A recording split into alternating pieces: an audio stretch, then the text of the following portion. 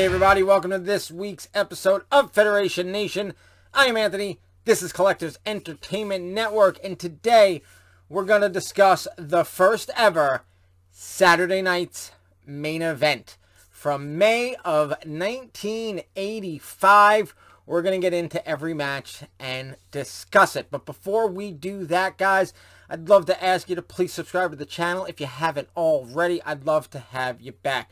Please comment down below. Let me know your memories of Saturday night's main event. Guys, please share this video with anyone you think may like it as well. And go ahead and give this video a like because that helps a lot too. Also, go on over to Facebook, join the Federation Nation Facebook group, and show off your vintage WWF collections. I would love to see them.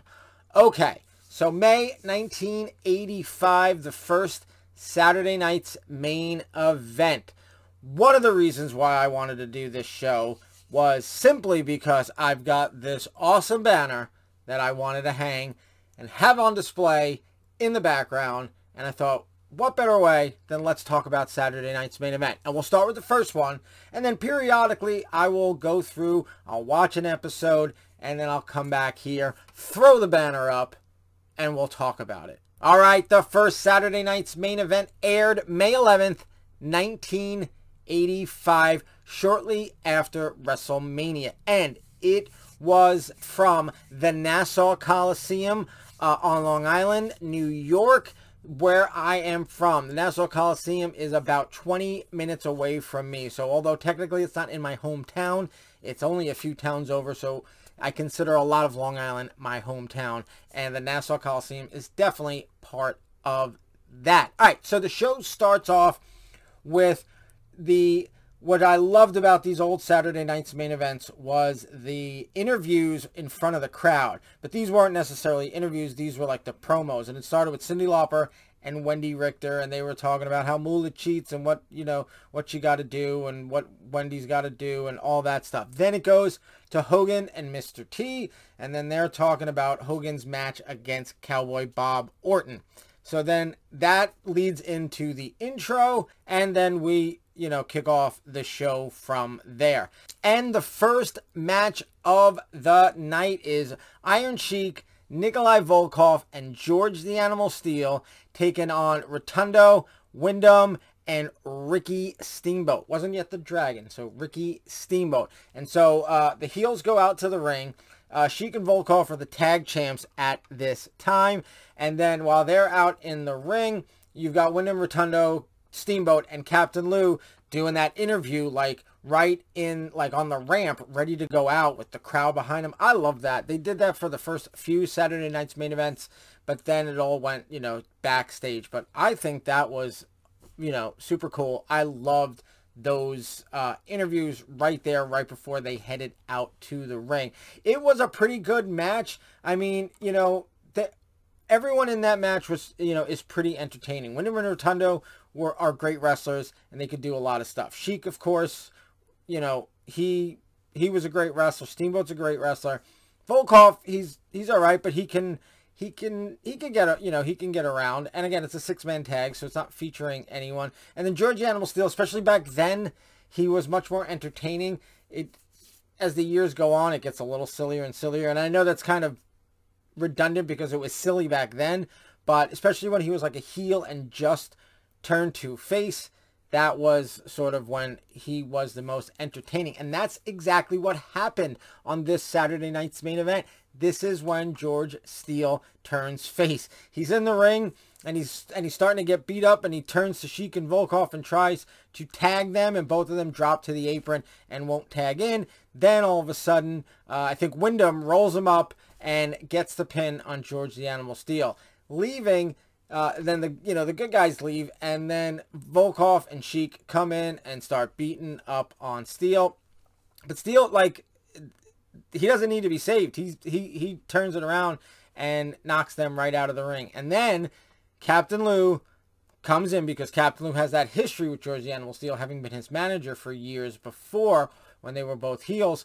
He sort of tries to calm him down, take him under his, wing, and bring him back. And that is the face turn of George the Animal Steele on the first Saturday night's main event. And then, of course, as Captain Lou and George Steele are headed back, they're now doing an interview with Sheik and Volkov in the sort of runway right before you go out into the arena floor. And Steele comes, and as they're doing the interview, Captain Lou and Steele are like coming down the aisle, and Steele just attacks them, and Mean Gene just is like, "We gotta get control, Vince, back to you," you know, and all that stuff. Oh, such good. It was so good. It was so good. I was loving every second of it. All right, and then speaking of face turns, I'd have to look back at what was going on at this point, if it was exactly a face turn or it was just a sort of exclamation point on the face turn. But the next thing is a Piper's Pit with Piper and obviously Ace Cowboy Bob Orton, and they're interviewing Orndorff, and they're talking about the loss at WrestleMania, and it sort of seems like Piper's trying, you know, at the beginning to sort of like pull him back into the, you know, into the group and everything, but Orndorff's not having it, so then Piper starts to get angry, and then they go at it, and then, you know, so I mean, it turns into like Piper goes to hit Orndorff, he blocks that, give him a shot. Then he punches Orton, and then he goes and gets Piper in a pile driver, and then Orton comes with the cast, knocks him down. Then Mr. T actually comes out to save Orndorff. Maybe not necessarily save him, but Orndorff gets knocked out of the ring, and then Mr. T just comes down to sort of be there so they won't attack him any further. So I'm not sure if this, I don't know what he was doing for the previous 2 months, but this might have, if it wasn't the exact face turn, it was the, like I said, the exclamation point. He's a face now. In fact, even in Hulk Hogan's interview later, he says nice things that he's changed his ways and stuff. So Orndorff is a face. George the Animal Steele is a face, all here on the first Saturday night's main event. And that leads us right to the world title match. Orton's already in the ring. Hulk Hogan comes out. It's Hogan versus Orton. And of course, I mean, it's a typical Hogan match. It's a typical Hogan match. All his greatest hits. But which is fine. You know, it's a typical Hogan TV match. Nothing special. But you know, it does the job. But then right towards the end, Hogan's going to go for the win, but it's right near the ropes. Piper goes and gives him a shot. Then he jumps in. Then he starts, you know, hitting him with stuff. And all of a sudden, you know, Orton gets disqualified because of Piper's interference. And guess who comes out to save Hogan? It is Orndorff. By the way, Mr. T was in Hogan's corner, and so it was going to be like 2 against 2, and then Orndorff came out to make it 3 against 2, and then Piper and Orton took off. They wanted no part of it, and that is really, if we didn't think the face turn happened earlier, it was definitely there when he came to save Hogan.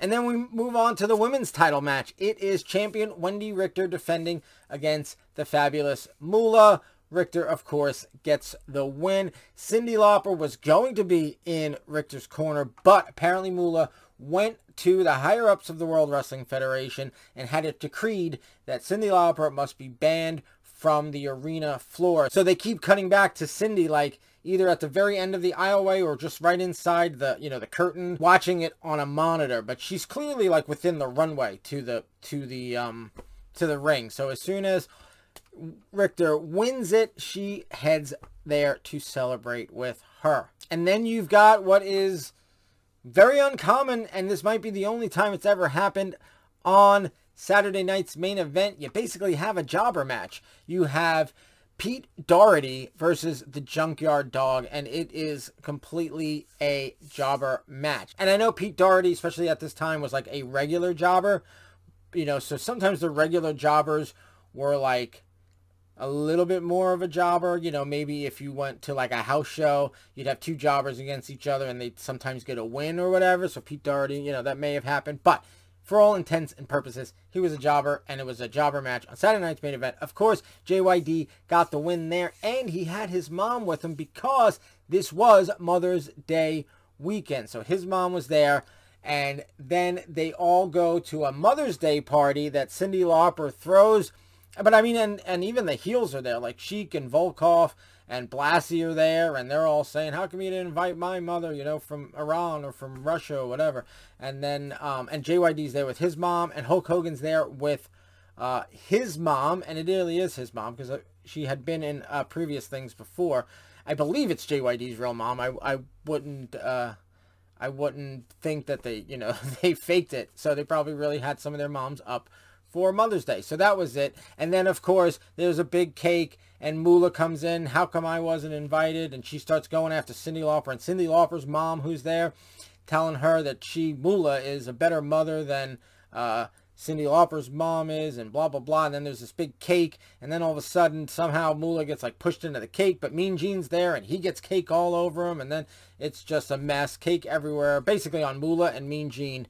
And that's pretty much the end. And then they just sort of go back to Vince and Jesse a couple of times to get their sort of recap of the night. But that is my sort of recap of the night. I watched this and I thoroughly enjoyed it. I have seen it before, but I made sure to watch it just before I did this to sort of refresh myself, take some notes, and so I could remember and talk to you guys about it.